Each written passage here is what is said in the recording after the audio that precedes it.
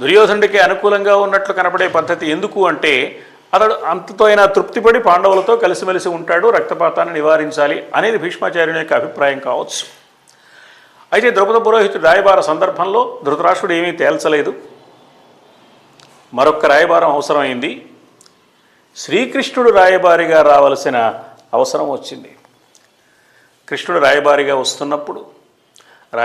వచ్చినప్పుడు కృష్ణుడి మాటలు వినమని, కృష్ణుని హితోపదేశాన్ని పాటించమని, దానివల్ల కురువంశానికి మేలు కలుగుతుందని, పవిత్రమైన భారత వంశంలో రక్తపుటేరులు ప్రవహించే అతి భయంకరమైన సంగ్రామం రాకుండా నివారించడానికి అవకాశం ఉంటుందని హితబోధ చేసి ఎంతో ఆరాటపడ్డాడు ఆ యుద్ధాన్ని ఆపడానికి భీష్ముడు. అయినా ఆ ప్రయత్నం ఫలించలేదు. కృష్ణుడంతటి వాడు వచ్చి చెప్పడం కాదు, తన విశ్వరూపాన్ని చూపించినా ధృతరాష్ట్రుడు కానీ, అతడి పుత్రులు కానీ, పుత్రుల మిత్రులైన కర్ణాదులు కానీ తమ ప్రయాణ మార్గాన్ని మలుపు తిప్పుకోలేకపోయారు.